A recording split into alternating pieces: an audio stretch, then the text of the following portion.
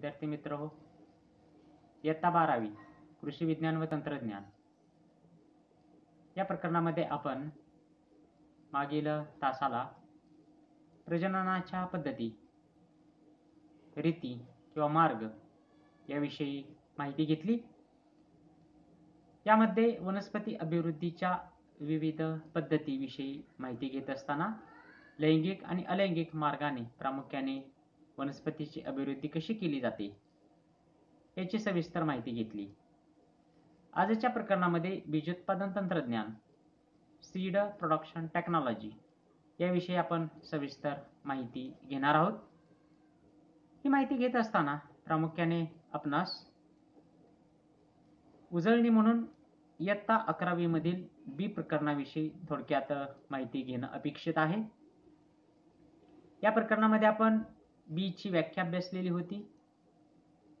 बियांचे गुणधर्म, चांगल्या बियाण्यांचे गुणधर्म, बी व धान्य यामधील फरक, त्यांचे फरकाचे विविध मुद्दे, बीजोत्पादनाच्या पायऱ्या किंवा टप्पे आणि बीज प्रक्रिया याविषयी माहिती आपण त्यावेळेस घेतलेली होती. बी आणि धान्य यामधील फरक अभ्यासत असताना आपण बी तयार करत असताना विविध शास्त्रीय टप्प्यानुसार बीज निर्मिती केली जाते हा एक मुद्दा आपण त्यावेळेस अभ्यासलेला होता. आणि धान्य उत्पादन घेत असताना फक्त अन्नधान्याची गरज पूर्ण होईल या दृष्टिकोनातून अन्नधान्याचं उत्पादन घेतलं जातं हा मुद्दा आपण त्याच्यासमोर लिहिलेला होता. उजळणीमध्ये आपणास हे मुद्दे चांगल्या पद्धतीने लक्षात आले असतील. मग प्रामुख्याने बीजोत्पादन घेत असताना किंवा बियांची निर्मिती करत असताना प्रकरण 3 मध्ये प्रजननाच्या पद्धतीमध्ये आपण द्विलिंगी फुलाची आकृती पाहिलेली होती आणि त्यामध्ये स्टिग्मा आणि अँथर असे दोन्ही भाग ज्या फुलामध्ये असतात किंवा मादी भाग आणि नर भाग हे दोन्ही भाग ज्यावेळेस एकाच फुलामध्ये असतात त्या फुलाला द्विलिंगी फुल असे म्हटले जाते. अशा प्रकारच्या फुलामध्ये ज्यावेळेस हेच अँथर्स किंवा पोलन ग्रेन्स ज्यावेळेस स्टिग्मावरती पडतात त्या ठिकाणी रुजतात आणि ऑइलमध्ये फर्टिलायझेशनची प्रोसेस पूर्ण होऊन त्या ठिकाणी बियाण्याची निर्मिती होते. मग या ठिकाणी बीजोत्पादन तंत्रज्ञानामध्ये या दोन्ही भागाचा व्यवस्थित पद्धतीने अवलंब करून नवीन बियाण्याची निर्मिती केली जाते. मग चला पाहूया आपण या बीजोत्पादन तंत्रज्ञानाची व्याख्या. इंग्रजीमध्ये याला सीड प्रोडक्शन टेक्नॉलॉजी असे म्हटले जाते. व्याख्या अभ्यासत असताना अशा पद्धतीने व्याख्या केलेली आहे की बीज तंत्रज्ञान ही शास्त्राची शाखा असून त्यामध्ये बियाण्याची जनुकीय व भौतिक गुणधर्म सुधारणेविषयी अभ्यास केला जातो. मग जनुकीय गुणधर्म आणि भौतिक गुणधर्म कोणकोणते आहेत? तर जनुकीय गुणधर्मामध्ये कोणते पीक घ्या, उदाहरणतः आपण या ठिकाणी जर गहू पीक घेतलं तर जनुकीय कॅरेक्टरिस्टिक्स मध्ये किंवा जनुकीय गुणधर्मामध्ये त्या गहू पिकाची उगवण क्षमता, त्या बियाणा किंवा गहू पिकाला येणारी फुटव्यांची संख्या, त्या फुटव्यांची उंची म्हणजेच पिकाची उंची किती आहे, त्यानंतर ओंबीची लांबी, ओंबीतील दाण्यांची संख्या, त्या दाण्यांना येणारा रंग, त्या दाण्यांचा आकार हे सगळे जनुकीय गुणधर्म आहेत. मग उदाहरणतः जर गहू पिकाची उंची अधिक असेल तर ते पीक लोळणार आहे, म्हणजे ओंबीमध्ये दाणे भरल्यानंतर ते पीक लोळणार आहे. मग त्याच्यामध्ये डॉर्फ कॅरेक्टर आणायचं. मग हे बीजोत्पादन तंत्रज्ञानामध्ये आपल्याला करता येणार आहे. मग म्हणून ते जेनेटिकल गुणधर्म किंवा जनुकीय गुणधर्म याच्यामध्ये समाविष्ट होतात. आता भौतिक गुणधर्मामध्ये प्रामुख्याने त्या बियाण्याची उगवण क्षमता किती आहे, 100 बियाणे जर आपण लावले तर त्याच्यातील किती बियाणे उगवणार आहे तो गुणधर्म येईल. त्याच्यानंतर त्या बियाण्यामध्ये असणारा काडी कचरा किंवा खराब बियाणे किती आहे, त्या बियाण्यामध्ये ओलावा आहे का, किती प्रमाणात आहे, अधिक ओलावा असेल तर त्या बियाण्याला बुरशीच लागणार आहे आणि ते खराब होणार आहे. त्या बियाण्याचा जोम अधिक आहे का, म्हणजे ते बियाणं उगवल्यानंतर रोप त्याचं जोमाने वाढतंय का, आणि बियाण्याची सुप्तावस्था अशा पद्धतीचे भौतिक गुणधर्म आपण त्यामध्ये अभ्यासलेले होते. म्हणून याच्यामध्ये काही बदल करता येतोय का आणि त्याच्यामध्ये काही सुधारणा करता येतात का याविषयीचा अभ्यास ज्या तंत्रज्ञानामध्ये केला जातो त्याला बीज तंत्रज्ञान असं म्हटलेलं आहे. मग प्रामुख्याने सायंटिफिकली जर आपल्याला सीड प्रोडक्शन करायचं असेल तर त्याच्यामध्ये काही बाबींचा समावेश केलेला आहे. पहिलं म्हणजे बियाणे स्त्रोत निवड, दुसरं आहे पिकांचे उत्पादन, तिसरं आहे काढणी, चौथा आहे प्रक्रिया, पुढील आहे साठवणूक व वितरण इत्यादी बाबी लक्षात घेणे आवश्यक आहे. मग शास्त्रीय पद्धतीने आपण सायंटिफिकली बियाणे निर्मित करतोय. आपल्याला बियाणे निर्मित केल्यानंतर ते शेतकऱ्यांना वितरित करायचं आहे की ज्याच्यातून उत्पादन वाढणार आहे. म्हणून हे बियाणे निर्मित करत असताना शास्त्रीय पद्धतीने निर्मित करावं लागतं. मग त्या ठिकाणी बियाणे स्त्रोत कोणता आहे? आपण इयत्ता 11वी मध्ये बियाणे निर्मितीच्या पायऱ्या अभ्यासलेल्या आहेत. सीड मल्टिप्लिकेशन्स. मग याच्यामध्ये आपण केंद्रीय बियाणे, पैदासकार बियाणे, पायाभूत बियाणे, प्रमाणित बियाणे आणि सत्यप्रत बियाणे अशा बियाणे स्त्रोत निवडलेले होते. मग याच्यामध्ये आपण पहिले दोन घेऊया. केंद्रीय बियाणे असेल, पैदासकार बियाणे असेल. या बियाण्याचे गुणधर्म आपण अभ्यासले. बियाणे निर्मित करताना कशा पद्धतीने निर्मित केले जाते. मग ते शास्त्रज्ञ तयार करतात. त्याच्यामध्ये जेनेटिकल प्युरिटी 100% असते, फिजिकल प्युरिटी देखील 100% असते. मग ते बियाणं नंतर पैदासकार बियाणे म्हणून गणलं जातं. पैदासकारामध्ये देखील जेनेटिकल प्युरिटी ही 100% असते, फिजिकल प्युरिटी 98 to 99% पर्यंत असते. म्हणजे या ठिकाणी जसजशा पायऱ्या वाढत जातात तसतसे बियाण्याची जनुकीय शुद्धता आणि भौतिक शुद्धता कमी कमी होत जाते. त्यामुळे तुम्हाला जर शास्त्रीय पद्धतीने बियाणे निर्मित करायचं असेल तर तुम्ही त्या ठिकाणी तुमच्या शेतामध्ये लागवडीसाठी बियाणे स्त्रोत कोणते निवडणार आहात? केंद्रीय बियाणे घेणार आहात का पैदासकार बियाणे घेणार आहात का पायाभूत बियाणे घेणार आहात का सत्यप्रत बियाणे घेणार आहात?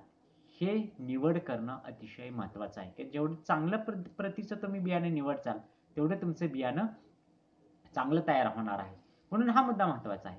पिकाचे उत्पादन घेत असताना प्रामुख्याने ज्या उत्पादनाच्या बाबी आहेत मग ते लागवडीपासून ते काढणीपर्यंतच्या सर्व बाबी ह्या शास्त्रीय पद्धतीने करायच्या. त्यांची लागवड कशी करायची, त्याच्यानंतर प्रामुख्याने कापणी कशा पद्धतीने करायची, त्याच्यामध्ये बीज उत्पादन घेताना शास्त्रीय बाबी कशा अवलंबायच्या हे आपण येणाऱ्या पुढील मुद्द्यामध्ये अभ्यासणार आहोत.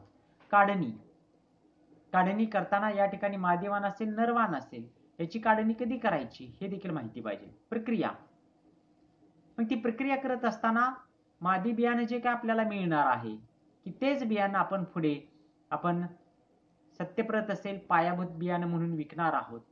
त्याच्यावरती प्रक्रिया कशी करायची, त्या बियाण्याची साठवणूक करताना त्याच्यामध्ये ओलाव्याचं प्रमाण कसं करायचं ठेवायचं याविषयीची माहिती. आणि वितरण म्हणजे शेतकऱ्यांना वितरण करताना देत असताना ते माफक दरात आहे का, सर्व शेतकऱ्यांना ती उपलब्ध आहे का, या बाबी लक्षात घेणं अत्यंत आवश्यक आहे. म्हणून बियाणे निर्मिती करत असताना बियाणे स्त्रोत निवड, पिकांचे उत्पादन, काढणी, प्रक्रिया, साठवणूक व वितरण इत्यादी बाबी लक्षात घेणे आवश्यक आहे.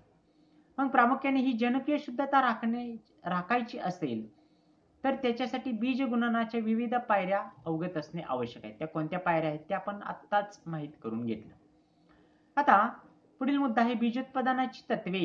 बीजोत्पादन जर आपल्याला घ्यावायचं असेल तर प्रामुख्याने त्याचे काही फायदे असू शकतात, काही तोटे असू शकतात.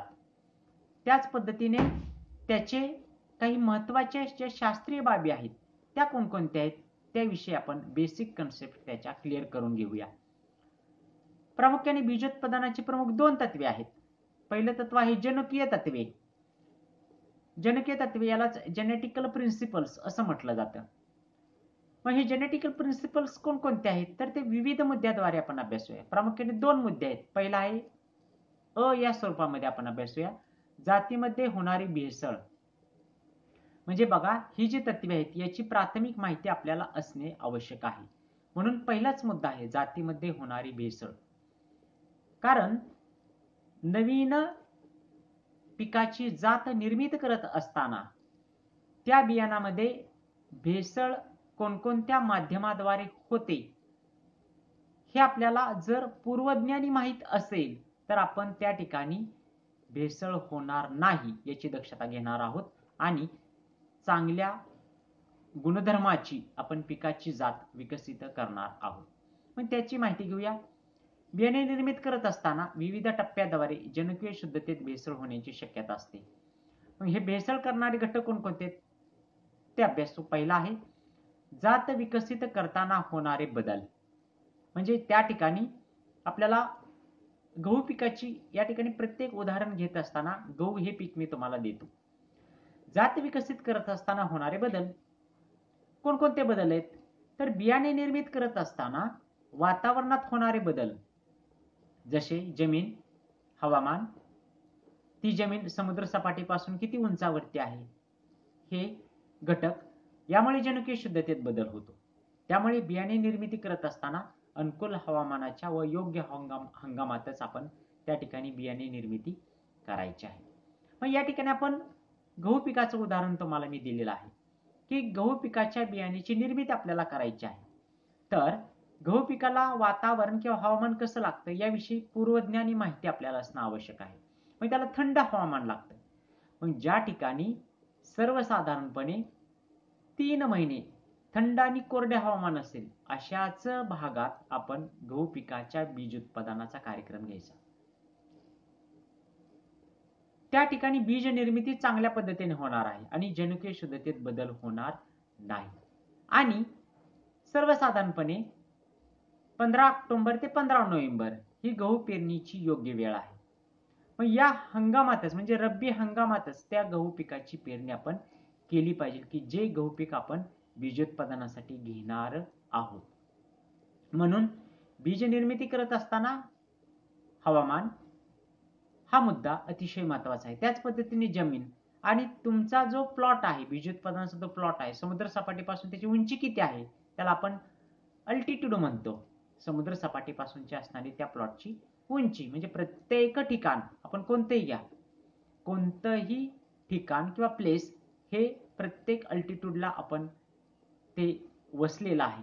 म्हणजे उदाहरण सोपं तुम्हाला दिलं तर आपण कधी रेल्वेने प्रवास करत असेल तर त्या रेल्वे स्टेशनवरती बघा त्या ठिकाणी पिवळ्या बोर्डवरती मीन सी लेवल MSL आणि त्या ठिकाणी ते प्लेस ते स्टेशन समुद्र सपाटीपासून किती उंचीवरती हे दिलेलं असतं. मग 1000 मीटर असेल, 1500 मीटर असेल, 800 मीटर असेल हे त्या ठिकाणी आकडा दिलेला असतो आणि शब्द असतो MSL मीन सी लेवल. म्हणजे तो प्लॉट जो आहे तो प्लॉट अशा पद्धतीने प्रामुख्याने माहिती असणे आवश्यक आहे. आता जातीमध्ये होणारा जो बदल आहे तो दुसरं कारण कोणतं आहे यांत्रिकी बदल. मग यांत्रिकी बदल कशा पद्धतीने होऊ शकतो त्याची कारणे कोणकोणती आहेत तर ज्यावेळेस तुम्ही गहू पिकाचं बी पेरायचं आहे की तुम्ही पैदाशकाराकडून ते बियाणे आणलेलं आहे एका चांगल्या जातीचं आणि ते तुम्ही पुढे शेतकऱ्यांना वितरित करणार आहात. मग ती बी पेरताना त्या शुद्ध बियाण्यामध्ये भेसळ कोणकोणत्या मार्गाने होऊ शकते ते मुद्दे या यांत्रिकी बदलमध्ये आहेत. पहिलं कारण कोणतं आहे तर एकाच पाभरीने एकापेक्षा अधिक जातीचे बियाणे पेरणे की जी पाभर तुम्ही बी पेरण्यासाठी उपयोगात आणणार आहात त्या पाभरीने पूर्वी जर गहू पिकाच्याच दुसऱ्या जातीचं जर बियाणं पेरलेलं असेल तर त्या पाभरीच्या चाड्यामध्ये, फणामध्ये किंवा नळ्यांमध्ये त्याचे बियाण्याचे दाणे अडकून बसलेले असतात आणि ज्यावेळेस तुम्ही शुद्ध प्रतीचं बियाणं पेरण्यासाठी तीच पाभर उपयोगात आणता त्यावेळेस त्या पाभरीतील बियाणं तुमच्या शुद्ध प्रतीच्या बियाण्यामध्ये मिश्रित होतं आणि त्या ठिकाणी शुद्ध प्रतीचं पीक किंवा बियाणं विकसित होत नाही. हा पहिला मुद्दा. दुसरा त्याच्यातला विसंगत किंवा इतर गुणधर्माची झाडे बियाणे प्रक्षेत्रात असणे. मग गहू पिकामध्ये गहू जातीचीच परंतु इतर गुणधर्म दाखवणारी मग काही बियाणे प्लॉटमध्ये सर्व झाडे एकसारखी वाढलेली आहेत. गहू पीक एकसारखं वाढलेले परंतु त्या प्लॉटमध्ये अशी काही गहू पिकाचे रोपे उगवलेत की त्या मुख्य पिकापेक्षा अधिक उंचीचे आहेत. असे इतर गुणधर्म दाखवणारे जे झाडे असतात ते बियाणे प्रक्षेत्रात असणे हा दुसरा यांत्रिकी बदल झाला. तिसरा बियाणे प्रक्षेत्राजवळ विविध जातींची लागवड असणे. उदाहरणार्थ तुम्ही लोकवनचं बियाणं तयार करत आहात, गहू पिकाचं लोकवनचं बियाणं तयार करत आहात, परंतु त्याच ठिकाणी दुसऱ्या शेतकऱ्याने जर गहू पिकाची सोनेरा असतील किंवा HD 2189 असेल ही जात लावलेली असेल, तर त्या ठिकाणी बियाण्यामध्ये भेसळ होऊ शकते.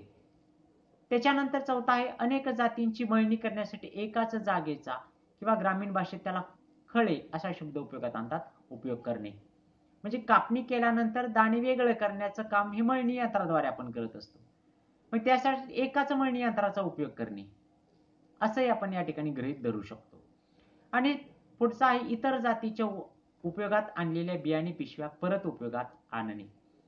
म्हणजे आपण उदाहरणतः लोकवन बियाण्याची पिशवी आणलेली आहे, परंतु त्या ठिकाणी HD एक बियाणं आपण विकसित केल्यानंतर ते बियाणं भरण्यासाठी आपण 2189 पिशव्या उपयोगात आणल्या, तर असं करता कामा नये. कारण HD 2189 दाणे त्या मूळ पिशवीमध्ये शिल्लक असू शकतात आणि त्याच्यामध्ये आपण लोकवनचं जर बियाणे भरले तर ते मिश्रित होऊ शकते. म्हणून प्रामुख्याने ही यांत्रिकी बदल आहेत. मग याच्यावरती उपाय काय आहेत? अतिशय साधे सोपे. पेरणीपूर्वी पाभर किंवा तिचे सर्व भाग उपयोगापूर्वी स्वच्छ करावेत. नांगरणीपूर्वी व पेरणीपूर्वी 3 आठवडे अगोदर बियाणे प्रक्षेत्र ओलीत करावे. मग हे काम कशासाठी करायचं आहे? तर प्रामुख्याने तणे असतील किंवा इतर कोणती पिके असतील तर ते अगोदरच उगवून येतील आणि आपण पेरणीपूर्वी त्यांचा नायनाट करून आपण स्वच्छ बियाणे त्या ठिकाणी पेरू शकतो. बियाणे प्रक्षेत्रात योग्य विलगीकरण अंतर ठेवणे. आता विलगीकरण अंतर म्हणजे काय हे पुढील मुद्द्यामध्ये आपल्याला अभ्यासायचे. म्हणजे तुम्ही लोकवन एक जात पेरलेली आहे आणि तुमच्याच प्लॉट शेजारी दुसऱ्या शेतकऱ्याने HD 2189 पेरलेली आहे, तर या दोन्ही प्लॉटमध्ये एक विशिष्ट मीटर मध्ये अंतर ठेवणं अपेक्षित आहे. याला विलगीकरण अंतर म्हणतात. त्याच्यानंतर मळणी जागेवर एकाच वेळेस एकाच जातीची मळणी करणे आणि ती पुन्हा स्वच्छ करणे. त्याच्यानंतर पुढचा आहे मळणी यंत्राने मळणी केल्यास उपयोगापूर्वी स्वच्छ करून घेणे आणि प्रामुख्याने बियाणे भरण्यासाठी नवीन पिशवीचा वापर करणे किंवा जुनी पिशवी असल्यास उपयोगापूर्वी स्वच्छ व निर्जंतुक धुरीकरण करून घेणे. म्हणजे यांत्रिक भेसळ होऊ नये म्हणून आपण हे उपाय त्या ठिकाणी करणे अत्यंत आवश्यक आहे. तरच आपण उच्च गुणवत्तेचे पिकाच्या जातीची बियाणे निर्मित करू शकतो. आता तिसरा याच्यातील आहे जातीमध्ये अचानकपणे होणारे बदल. आता हे जे बदल आहेत हे प्रामुख्याने आपणाला नियंत्रित करता येत नाहीत, परंतु तरी देखील अगदी मोठ्या प्रमाणात नियंत्रित करण्याचा प्रयत्न आपण केला पाहिजे. याच्यातील प्रामुख्याने नैसर्गिक संकरीकरण म्हणजे जातीमध्ये अचानक होणारे बदल मध्ये आपण म्युटेशन असं म्हणू शकतो. चौथा आहे नैसर्गिक संकरीकरण नॅचरल क्रॉसिंग. मग लैंगिक पद्धतीने बियाणे तयार करायचे असेल तर प्रक्षेत्रात रोगग्रस्त रोपे, इतर गुणधर्म दाखवणारी झाडे, अनिष्ट रोपांमध्ये भेसळ होऊ शकते. म्हणून अशा प्रकारचे नैसर्गिक संकरीकरण होत असताना म्हणजे गहू पिकामध्ये त्या ठिकाणी सेल्फ पॉलिनेशन होणार आहे. मग त्याच ठिकाणी नरवाण मादीवानाचे त्या ठिकाणी भाग असणार आहेत आणि तिथलेच पोलन तिथे पडणार आहेत. म्हणून हे इतर जे गुणधर्म दाखवणारी रोपे आहेत, झाडे आहेत ते वेळीच काढून आपण टाकायचे. पाचवा आहे दुय्यम जनुकीय बदल. बियाणे विकसित करताना मूळ बियाण्याच्या प्रक्षेत्रावर इतर गुणधर्म दाखवणारी जी झाडे आहेत ती झाडे काढायची. प्रामुख्याने हे जे दुय्यम जनुकीय बदल आहेत ही केंद्रीय व पैदासकार बियाण्यामध्ये निर्मित करत असताना होत असतात. त्यामुळे हे प्रामुख्याने त्या ठिकाणी वेगळे करणे अपेक्षित आहे. त्याच्यानंतर निवडक कीड व रोगांचा प्रादुर्भाव होणे. म्हणजे प्रामुख्याने जर बियाणे उत्पादित होत असताना जर कीड व रोग त्या ठिकाणी अधिक प्रादुर्भाव झाला तर त्यांच्या मार्फत भेसळ होण्याची अधिक शक्यता असते. त्यामुळे त्यांचे वेळीच आपण नियंत्रण करायचं आहे. सातवा मुद्दा आहे पैदासकाराचे तंत्रज्ञान टेक्निक ऑफ प्लांट ब्रीडर असं आपण म्हणूया. म्हणजे नवीन जातीमध्ये जनुकीय बदल करताना वनस्पती पैदासकाराच्या गणना तंत्रावर विशेष लक्ष असणे आवश्यक आहे. म्हणजे त्याच्यामध्ये ते गुणधर्म आलेत का, आले नसतील तर त्याच्यामध्ये ते जनुकीय बदल घडविणे हे पैदासकाराचं तंत्रज्ञान आहे. तो जितक्या काळजीने त्या ठिकाणी रोप निर्मिती करेल तेवढे चांगलं उच्च प्रतीचं बियाणं निर्मित होणार आहे. त्यामुळे हे जे 7 मुद्दे आहेत हे कोणत्या मुद्द्यामध्ये आपण अभ्यासले तर जातीमध्ये होणारे भेसळ हे कोणकोणत्या माध्यमामार्फत होते आणि त्याच्यामध्ये आपण ते भेसळ कशा पद्धतीने रोखू शकतो याविषयीची जनुकीय तत्वामधला हा पहिला भाग आपण अभ्यासला. आता जनुकीय तत्वामधला दुसरा जो भाग आहे तो म्हणजे प्रामुख्याने बियाणे उत्पादन घेताना जनुकीय शुद्धता राखणे. ती कशा पद्धतीने राखता येईल तर त्याविषयीची माहिती आपण घेऊया. पहिला आहे बीज प्रमाणीकरण यंत्रणेकडीलच बियाणे खरेदी करणे. मग आपण इंट्रोडक्शन मध्ये मी तुम्हाला माहिती दिली की बीज प्रमाणीकरण जी यंत्रणा आहे, उदाहरणार्थ आपण महाराष्ट्र शासन असेल किंवा सीड ऍक्ट मध्ये प्रामुख्याने ही यंत्रणा राबवली जाते. बियाणे कायदा जो अंमलात आलेला आहे आपल्या भारतामध्ये, त्या ठिकाणी बीज प्रमाणीकरण यंत्रणा राबवली गेलेली की बीज निर्मित करत असताना ती शास्त्रीय पद्धतीने केली जाते का. केंद्रीय बियाणे, पैदासकार बियाणे, पायाभूत बियाणे हे सर्व बीज प्रमाणीकरण यंत्रणेकडूनच त्याला प्रामुख्याने मान्यता मिळते आणि त्याच्यानंतरच हे बियाणं आपण विक्री करू शकतो. या बीज प्रमाणीकरण यंत्रणेच्या मान्यतेशिवाय आपण बियाणे विक्री करू शकत नाही. म्हणून प्रामुख्याने जर आपल्याला बीज प्लॉट घ्यायचा असेल तर बीज प्रमाणीकरण यंत्रणेकडून मान्यता असणारेच बियाणं आपण खरेदी करायचे. त्याच्यानंतर दुसरा आहे मागील हंगामातील घेतलेली पिके. गहू पिकाचा आपल्याला बीजोत्पादन प्लॉट घ्यायचा आहे तर प्रामुख्याने तेच पीक मागील हंगामात घेतलेले नसावे, म्हणजे या ठिकाणी पिकांची फेरपालट केलेली असावी. विलगीकरण अंतर, बघा या ठिकाणी याची व्याख्या आपण अभ्यासूया. काय व्याख्या आहे तर बीजोत्पादन प्रक्षेत्राच्या शेजारील पिकाद्वारे किंवा इतर गुणधर्म दाखविणारी रोपे किंवा रोगग्रस्त रोपे किंवा काढणी करताना इतर जातींची बेसळ होऊ नये म्हणून दोन जातीच्या प्रक्षेत्रात जे अंतर ठेवतात त्यास विलगीकरण अंतर म्हणतात. आयसोलेशन डिस्टन्स असा शब्द उपयोगात आणला जातो. म्हणजे तुम्ही या ठिकाणी गहू पिकाचा आपण उदाहरण अभ्यासत आहोत. लोकवन जातीचं आपण बीजोत्पादन घेतलेलं आहे आणि त्याच ठिकाणी तुम्हाला जर HD 2189 या गहू जातीचं देखील बीजोत्पादन घ्यावायचं आहे तर HD 2189 चा एक प्लॉट आणि लोकवन या जातीचा एक प्लॉट, तर या दोन्ही प्लॉट मध्ये 5 ते 6 मीटर किंवा त्याच्यापेक्षा अधिक जे बीज प्रमाणीकरण यंत्रणेने ठरवून दिलेलं आहे ते अंतर ठेवणे अपेक्षित आहे. जर याच्यापेक्षा कमी अंतर असेल तर त्या ठिकाणी जातींची बेसळ होऊ शकते. म्हणून प्रामुख्याने अगदी 50 मीटर पर्यंत देखील अंतर ठेवले जाते. म्हणजे या ठिकाणी हे विलगीकरण अंतर ठेवणे अपेक्षित आहे. त्याच्यानंतर चौथा मुद्दा आहे भेसळ काढणे किंवा भेसळ निर्मूलन किंवा त्यालाच इंग्रजीमध्ये शब्द आहे रोगिंग करणे. या दोन्ही व्याख्या परीक्षेला अतिशय महत्त्वाच्या आहेत. रोगिंग, भेसळ निर्मूलन किंवा भेसळ काढणे किंवा विलगीकरण अंतर. मग भेसळ काढण्याची व्याख्या काय तर बीजोत्पादन प्रक्षेत्रातील बियाणे जाती व्यतिरिक्त तुम्ही लोकवन जात पेरलेली आहे त्या जातीचे काही गुणधर्म असतील, या जातीच्या गुणधर्माव्यतिरिक्त इतर गुणधर्म दाखविणारी झाडे, रोगग्रस्त झाडे किंवा पीक वाढीच्या काळात इतर असणारी झाडे काढून टाकणे म्हणजे भेसळ निर्मूलन. म्हणजे रोगिंग म्हणजे काय तर बीजोत्पादन प्रक्षेत्रातील बियाणे जाती व्यतिरिक्त इतर गुणधर्म दाखविणारी झाडे, रोगग्रस्त झाडे पीक वाढीच्या काळात काढून टाकणे म्हणजे भेसळ निर्मूलन म्हणजेच रोगिंग करणे होय. मग गहू पिकामध्ये तुम्हाला सांगितलं की गहू पिकाची पेरणी केलेली आहे, परंतु गहू पिकासारखंच मिमिक्री असणारे जे तण आहे ते म्हणजे चिकटा. हे पीक सर्वांना माहित आहे किंवा तण हे माहिती आहे, चिकटा हे तण सर्वांना माहित आहे. किंवा सातू ज्याला इंग्रजीमध्ये वाईल्ड ओट असा शब्द वापरलेला आहे, तेही अशी जी दोन्ही पिकं आहेत किंवा तण आणि एक पीक आहे की त्याचं बी आणि पीक आपल्याला जोपर्यंत त्याची ओंबी बाहेर पडत नाही तोपर्यंत ओळखता येत नाही. मग असे काही इतर गुणधर्म दाखविणारी झाडे जर असतील तर ते आपण वेळीच काढून टाकायचे, त्यांच्यामुळे भेसळ होण्याची शक्यता असते. या प्रक्रियेला काय म्हणतात तर रोगिंग.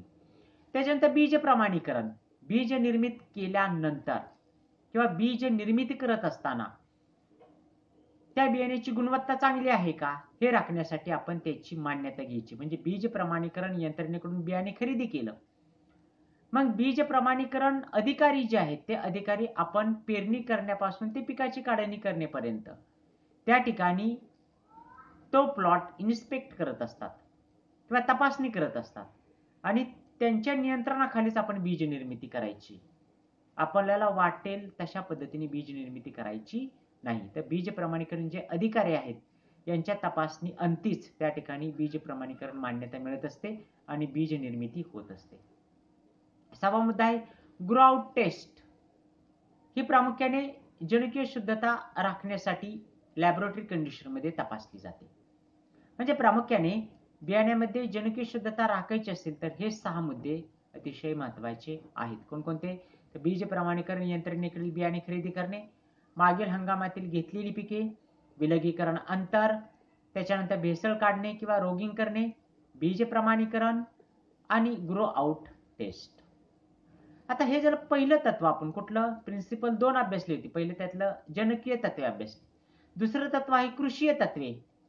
प्रामुख्याने कोविड-19 मुळे या सिलेबसमधून हा अभ्यासक्रम वगळण्यात आलेला आहे. तरी आपण याची थोडक्यात माहिती घेऊ. कृषी तत्वे कोणते आहेत? की बियाणे पेरल्यानंतर किंवा पेरताना कोणकोणते मुद्द्यांचा अभ्यास या ठिकाणी करायचा किंवा मुद्दे लक्षात घेतले जातात त्याविषयीची माहिती. योग्य कृषी हवामानानुसार निवड करणे, विलगीकरण अंतर राखणे, पूर्व मशागत योग्य करणे, योग्य जातीची निवड करणे, पेरण्यापूर्वी बियाण्यांना बीज प्रक्रिया करणे, पेरणीची वेळ योग्य राखणे, बियाणे प्रमाण योग्य ठरवणे, लागवडीची पद्धत योग्य राखणे, पेरणीची खोली योग्य ठेवणे, रोगिंग करणे, पुरवणी परागीकरण करणे. प्रामुख्याने हे पुरवणी परागीकरण म्हणजे आपण याला सप्लिमेंटरी पॉलिनेशन असा शब्द वापरतो.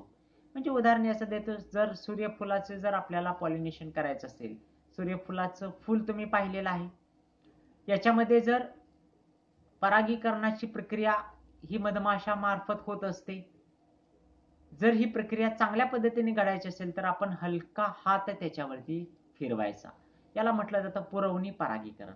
तणांचे नियंत्रण, सिंचन व अन्नद्रव्य व्यवस्थापन, कीड व कीटक यांचे रोग नियंत्रण, पीक काढणीची वेळ व पद्धत, बियाणे कोरडे करणे, बियाण्यांची साठवणूक करणे आणि जातीविषयी माहिती. तर हे सर्व मुद्दे आपल्याला लक्षात असणे अपेक्षित आहे. तर प्रामुख्याने आजच्या भागामध्ये आपण बीजोत्पादन तंत्रज्ञान, त्याच्यामध्ये बीज तंत्रज्ञानाची व्याख्या प्रामुख्याने आणि बीज तंत्रज्ञानाची तत्वे याविषयी माहिती घेतली. प्रामुख्याने ही तत्वे चांगल्या पद्धतीने व्यवस्थित लक्षात आणून घ्या आणि नोट्सही लिहून घ्या. पुढील तासाला आपण बीजोत्पादन संकरित ज्वारी याची शास्त्रीय माहिती घेणार आहोत. ठीक आहे, घरी राहा, सुरक्षित राहा. थँक्यू.